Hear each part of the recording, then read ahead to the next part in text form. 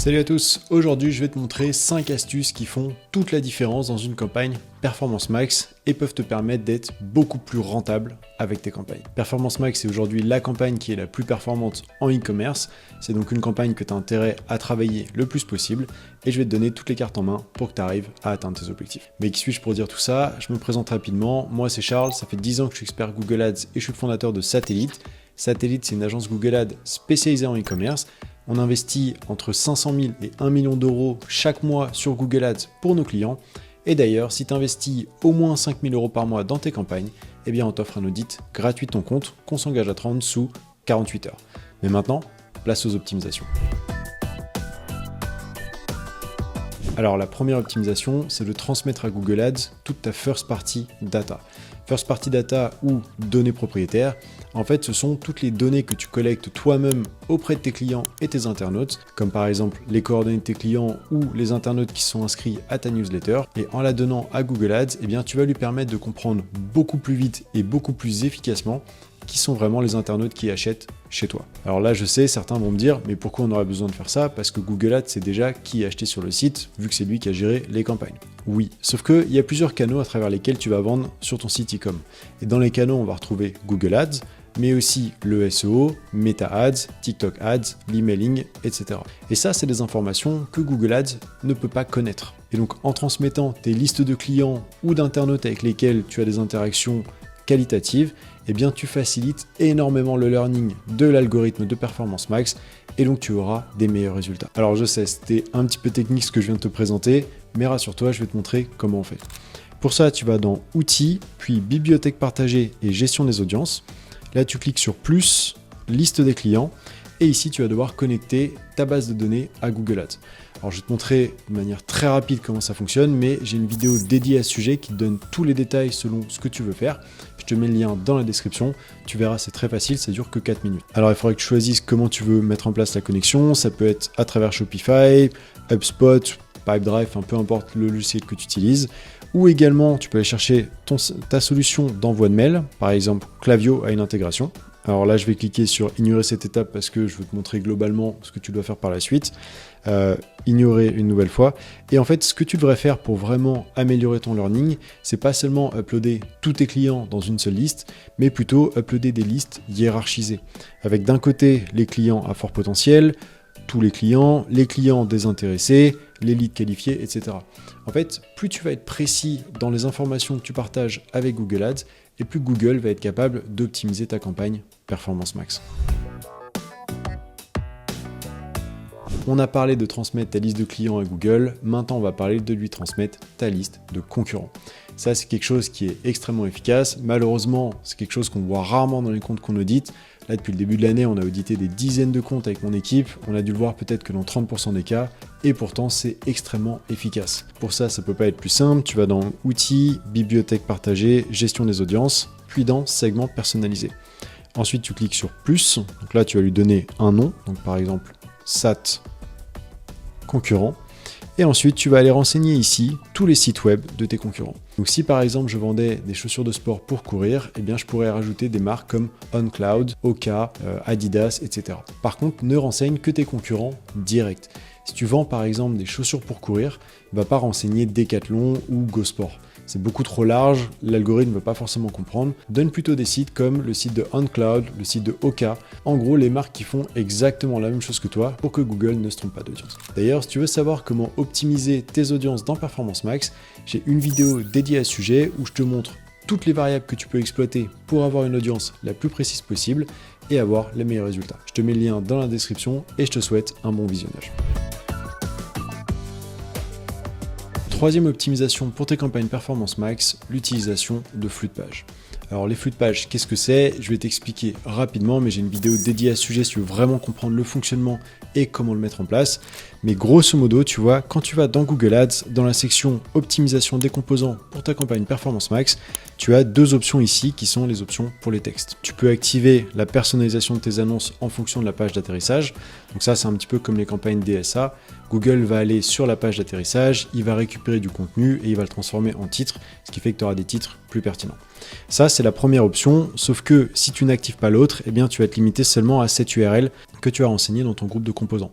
Donc si tu n'as qu'un seul groupe de composants, eh bien, cette fonctionnalité, elle va marcher que pour celle-ci. Ce que font beaucoup de gens, c'est qu'ils activent parfois l'extension d'URL finale, celle-ci. Et le problème, c'est que si tu actives cette fonctionnalité, eh bien, tu autorises Google à renvoyer des internautes vers toutes les URL de ton site et à adapter tes annonces à chacune de ces URL. Donc si par exemple, tu as un site qui vend des articles de sport et que tu as créé un groupe de composants pour le tennis, eh bien, en activant cette fonctionnalité, tu autorises Google à faire de la pub pour l'intégralité du site et peut-être même d'autres catégories de sport. Donc, comme tu t'en doutes, c'est un petit peu embêtant. La seule solution que tu as, c'est que quand tu actives cette extension, eh bien, tu peux ajouter des exclusions. Mais ça peut être extrêmement long, parce que si tu veux juste faire de la pub pour une dizaine d'URL, mais que tu as 300 produits sur ton site, bah, ça veut dire que tu dois tous les exclure un par un. Et c'est là qu'arrive en fait l'intérêt des flux de pages. C'est qu'un flux de pages, c'est un regroupement de pages que tu donnes à Google. Et en fait, en créant ces flux de pages que tu renseignes dans ta campagne Performance Max, eh bien, tu vas pouvoir choisir toutes les URL sur lesquelles tu veux que Google se base pour la campagne Performance Max. Alors pour mettre ça en place, il faut créer des flux de pages et ensuite, tu n'as plus qu'à aller ici dans la section flux de pages et tu pourras sélectionner ceux que tu veux renseigner dans la campagne. Alors je sais que ça peut paraître un peu confus, mais c'est beaucoup plus simple que ça en a l'air. Le seul problème, c'est que j'ai pas énormément de temps dans cette vidéo-là pour te montrer comment ça fonctionne. Mais si tu vas voir la vidéo dont je t'ai mis le lien dans la description, tu vas comprendre beaucoup plus facilement et tu verras toutes les opportunités que ça peut générer pour ta campagne. Quatrième optimisation, on va maintenant parler du canal shopping. En e-commerce, le canal shopping, c'est le canal le plus performant.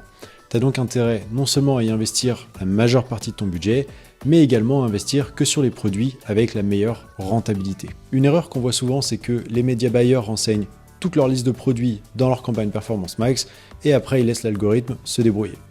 Le problème avec ça, c'est que vous avez des produits qui vont se vendre très facilement et vous en avez d'autres qui vont se vendre très mal. Et comme tu t'en doutes, un produit qui se vend facilement est beaucoup plus rentable qu'un produit qu'on n'arrive pas à vendre. C'est pourquoi chez Satellite, on a créé cette application qui nous permet de rediriger automatiquement le budget vers les produits avec les plus belles marges.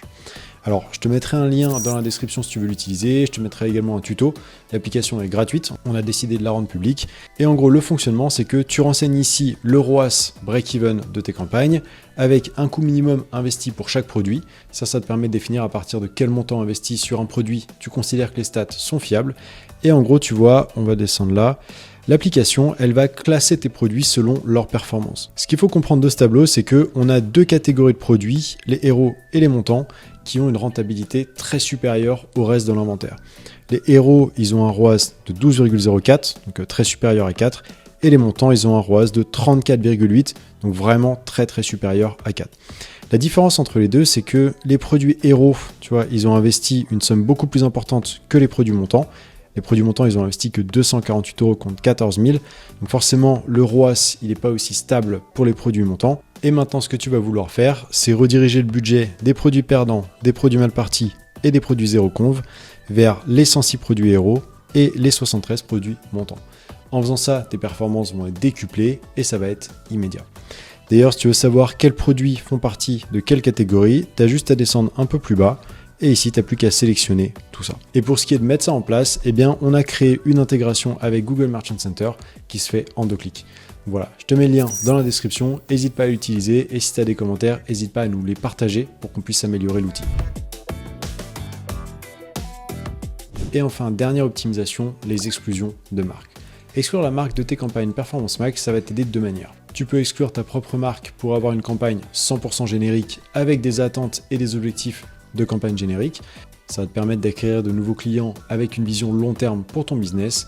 Et autrement, tu peux également exclure les marques de tes concurrents si les produits ne sont pas comparables. Par exemple, en ce moment chez Satellite, on a un client qui vend des accessoires de sport haut de gamme.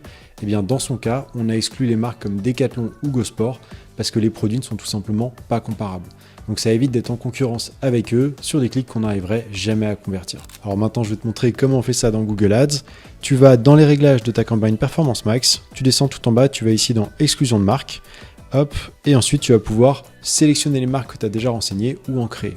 Et si par exemple je voulais exclure, disons Decathlon, bah hop, déjà tu donnes un nom, on va dire hop, Decathlon, et ici j'écris Decathlon.